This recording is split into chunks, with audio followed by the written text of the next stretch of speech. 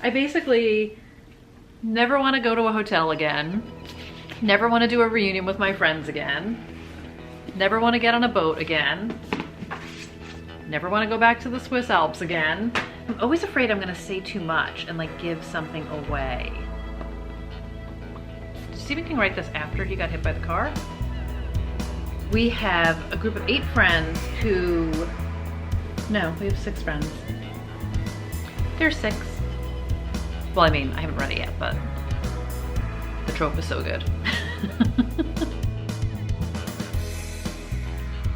Hi everybody, it's Audrey and welcome back to Chapter and Converse.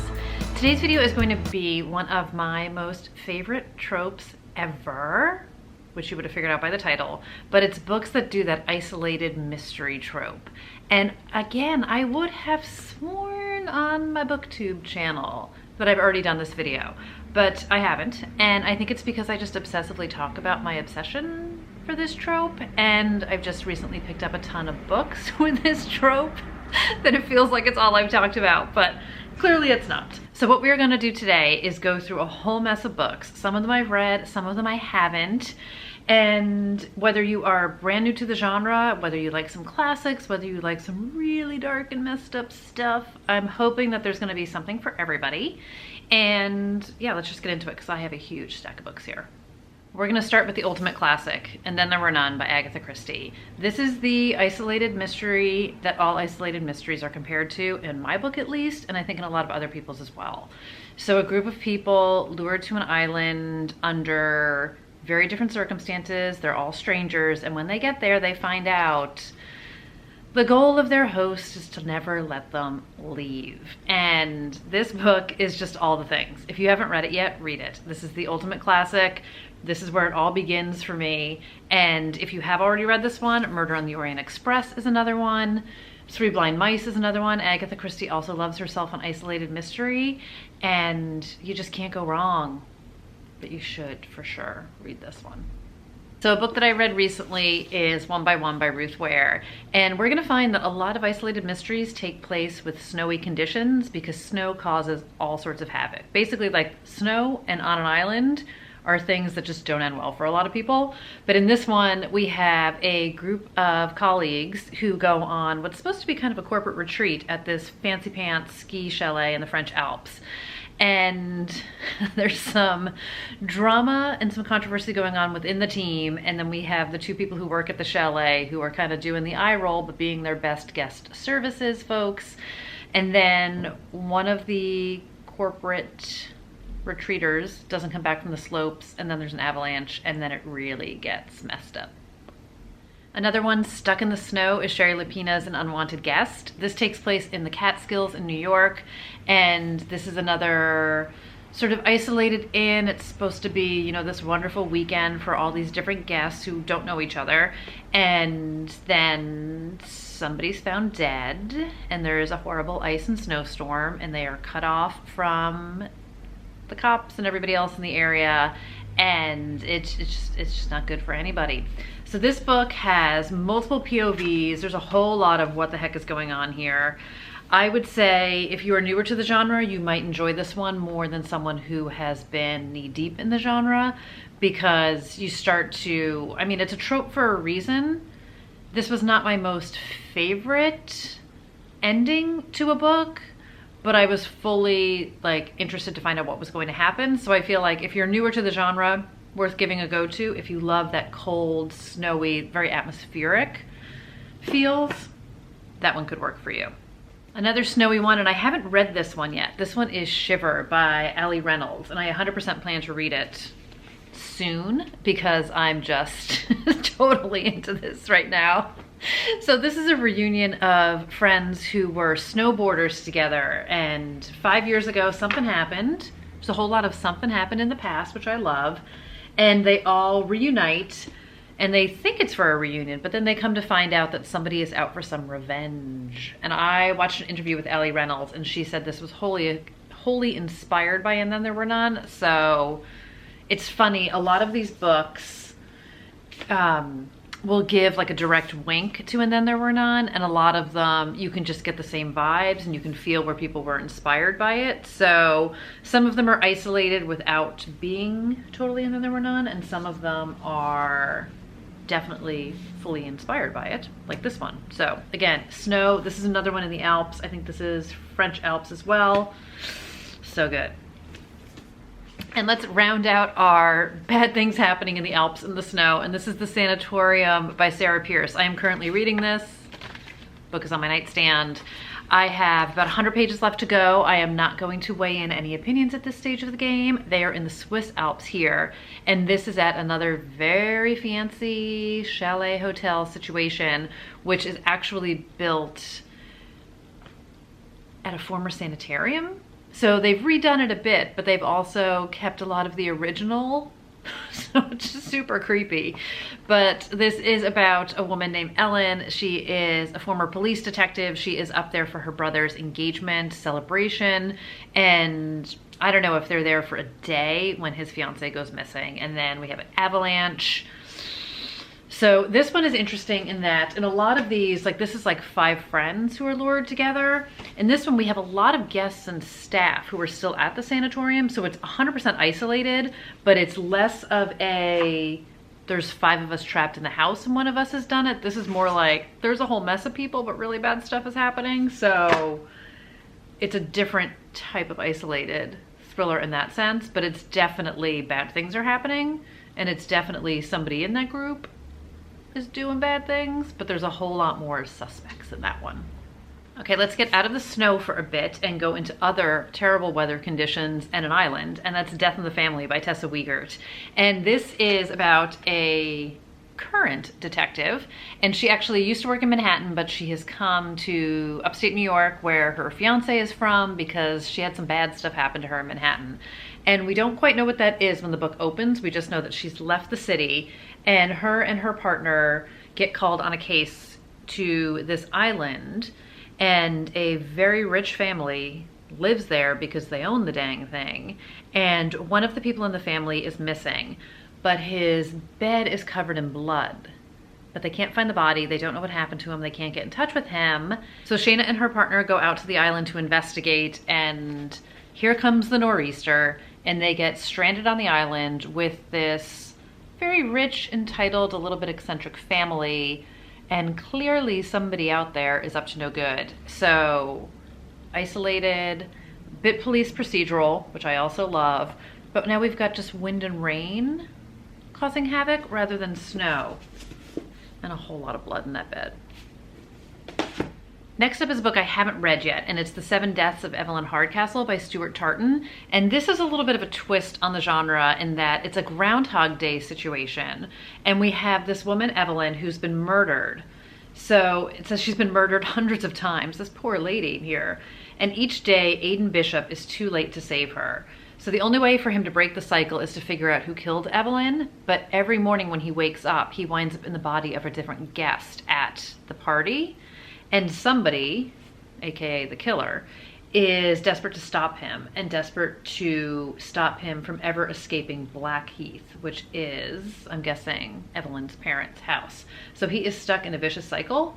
So this came out a few years ago. I've heard so many great things about it, and I talked about this when I did my bookshelf tour. If you haven't seen that nightmare, I'll link that below for you guys, like partway into the tour.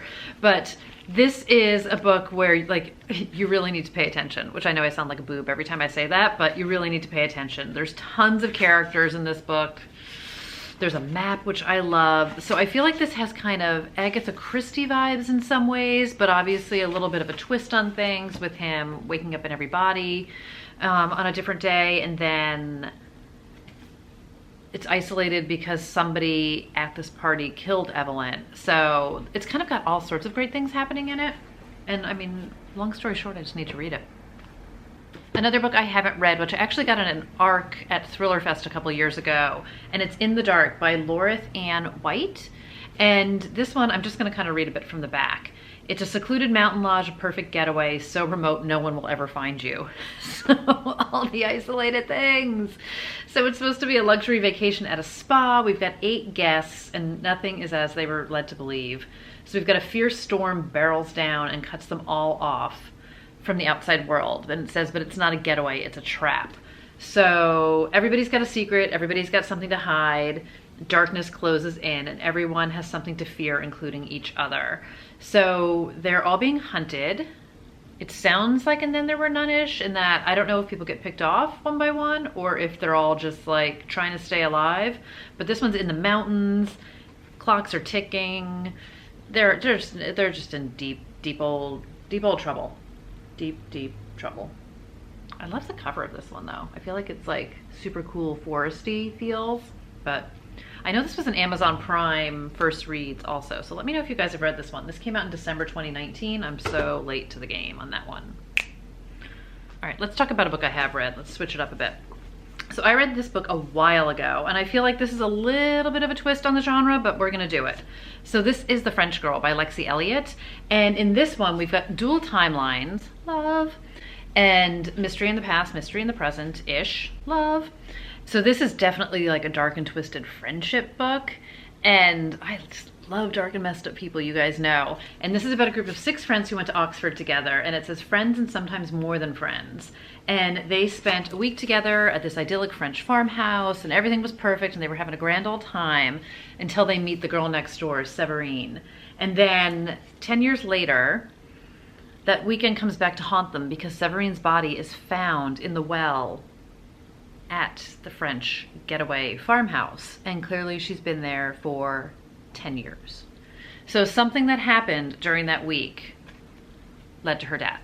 So we get the isolated trope in that when we go back in time to sort of unravel what happened to Severine, we are isolated together with this group of friends, and then we see them in the present day too, and it's definitely like, who can you trust, who's lying, backstabbing, twisted relationships, again, sometimes friends, sometimes more.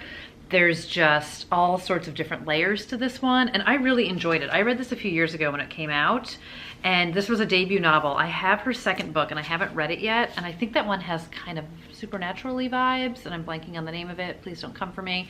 But I really enjoyed this book, and it's funny.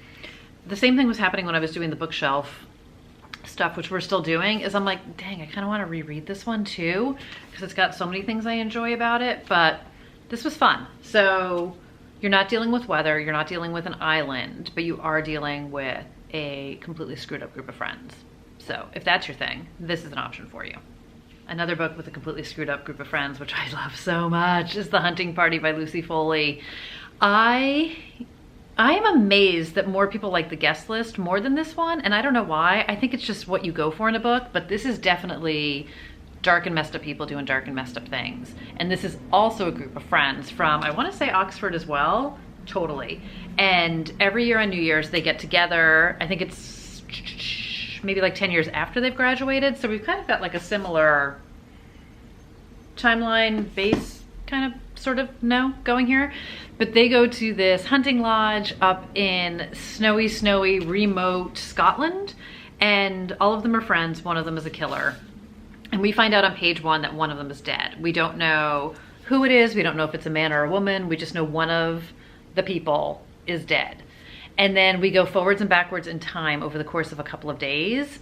And we get multiple perspectives. And I just loved it. These people are so horrible. I just loved it. And like horrible, I've said this before. It was one of those things where like anybody could like have a motive to kill and anyone could be dead and I would have been happy no matter who it was or who did it. I totally loved this book. This was the first Lucy Foley that I read and I'm a fan. This is all sorts of dark and messed up things. So I'm a huge fan of this one. But if you don't want your book that dark, but just moderately dark, I would say The Guest List might be more your speed.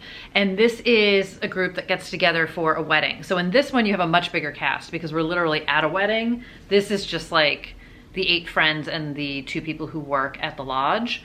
So in this one, we are on an island and off of Ireland, and we've got a wedding, and it's the same thing. We know on page 1 that somebody's dead. We don't know who it is. We don't know what happened. And then we go forwards and backwards in time. We get multiple POVs.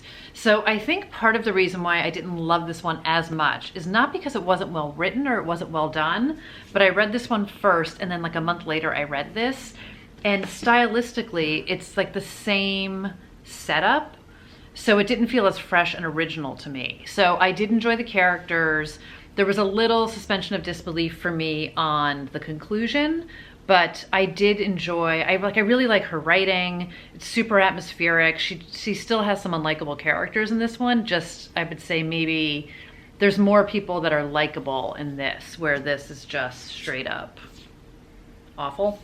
And clearly I like straight up awful as well. But this is island vibes, no snow. So if you want to get out of the cold, maybe give that one a go. Okay, another book that I haven't read. This is called The Birthday Girl by Sue Fortin. And it says she's in for a killer surprise. So I 100% bought this book because of the isolated thriller trope. I don't know anything about this book when I got it. So this is 4 friends who get together for somebody's 40th birthday. And it's supposed to be an adventure weekend. Whew. Apparently it's gonna be quite the adventure. So they go to a cottage in the woods. Sounds like fun, it says, until no one can hear your cries for help. A party to die for, who will survive. So this just sounds so up my alley. Why do I like getting old friends together and killing them? I don't know, but I've never heard anything about this book either. So let me know if any of you guys have read it. This is one of those books that's just, it was during like, you know, the book binge buying days, 2017, and I bought it. So next up is probably also maybe a little bit of a stretch, but roll with me here, guys. It's Misery by Stephen King. And I haven't read it yet. I'm going to, but I'm gonna read Pet Sematary first. But this is about novelist Paul Sheldon, and he is in a car accident, and he is being nursed back to health, sort of, by Annie Wilkes. And she has him in this isolated cabin, and she is Paul's biggest fan. But she's also not happy that Paul apparently has decided to kill off like the main character in his successful beloved series. So she wants Paul to write his greatest work just for her. And she has a lot of ways to spur him on. One is a needle, another is an axe. And then there's the blowtorch. So this is, I've heard so many great things about this. I haven't seen the movie, I know of it. I have stayed very clear of Stephen King for a long time because of my scaredy cat baby vibes, feels, but I'm going for it. It's about a writer, love, and I want to read more Stephen King. So again, it's like we kind of know what's up here with our two terrible people, but they're also super isolated. It's got all the snowy vibes, and I don't know how it ends. So I'm excited to get into this one, but I've heard nothing but great things about it. Stephen King is just a master storyteller. From what I'm told and heard, I have yet to read one of his fiction books. I've only read On Writing, and I've seen a bunch of his movies, but I haven't seen Misery, so that's on the list. So our friend Ruth Ware loves an isolated mystery. This is The Woman in Cabin 10. This one takes place on a boat. This has very Agatha Christie vibes to me. And this is about a travel writer, and her boss is actually supposed to go on this luxury cruise, sort of maiden voyage.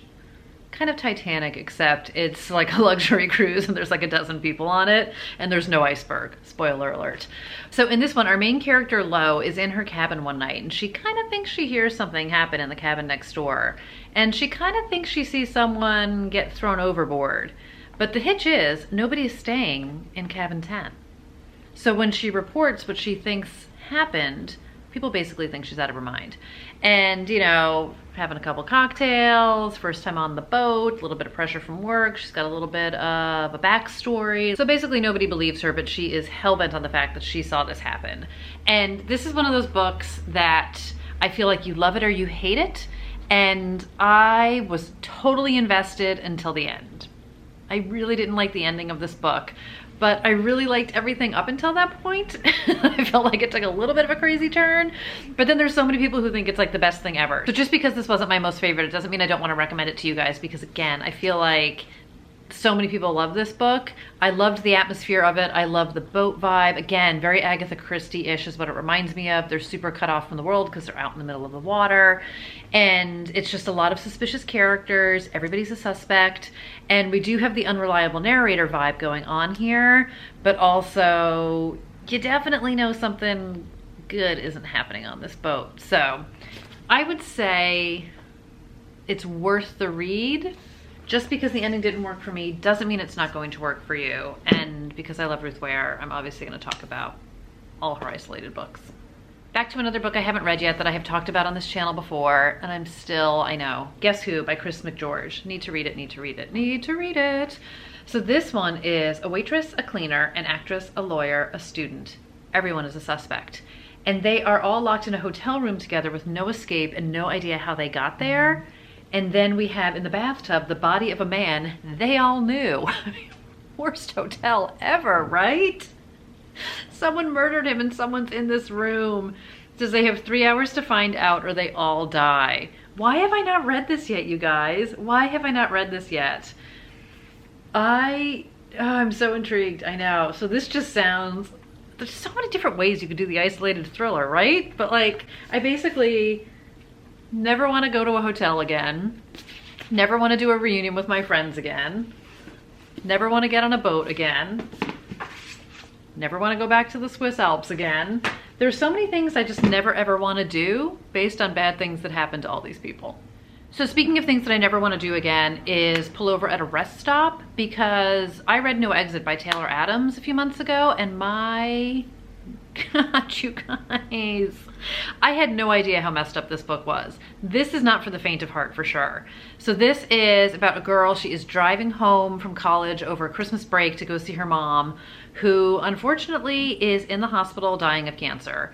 And a gigantic snowstorm comes. She has to pull over at this rest stop. There's a couple cars there. There's a couple people inside. She goes back outside trying to get a signal with her cell phone. And when she walks by the van that's parked next to her car, she notices a cage in the back with a kid inside.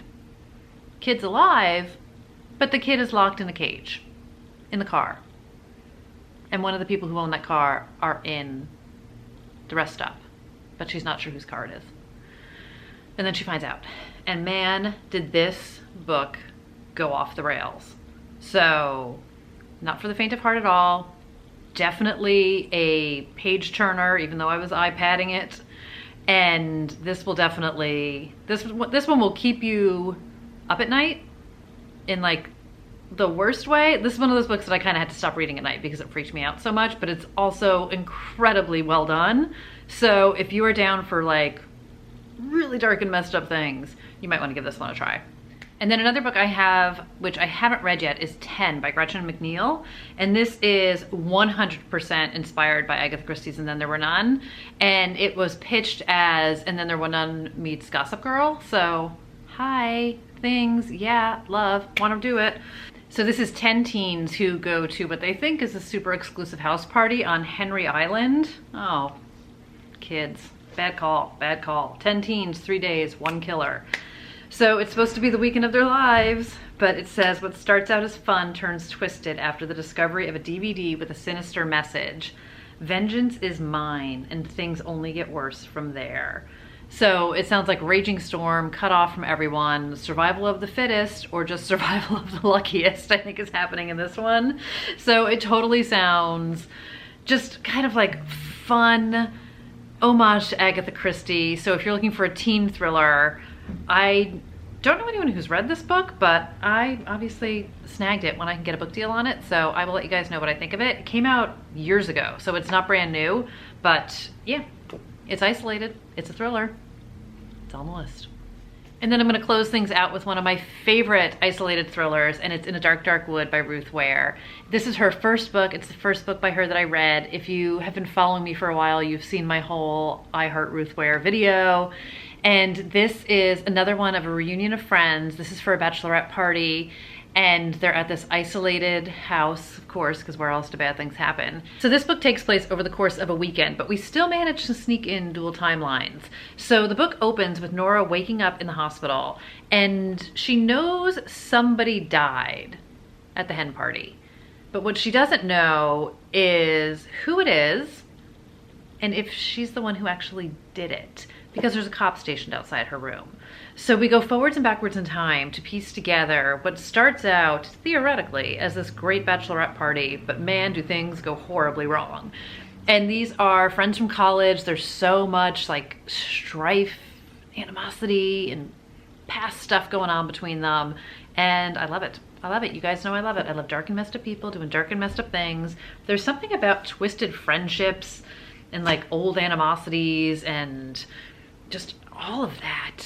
I just love it. And I love when people get back together again, even though Nora does not want to go, but her friend convinces her to go. And man, she is probably mad at that friend who made her go to the stupid bachelorette party that she didn't even want to go to. But it makes for an incredible book and a great story. And I was hooked. I was 100% hooked. Like I said, first Ruth Ware I read, first book she wrote, and I have never turned back.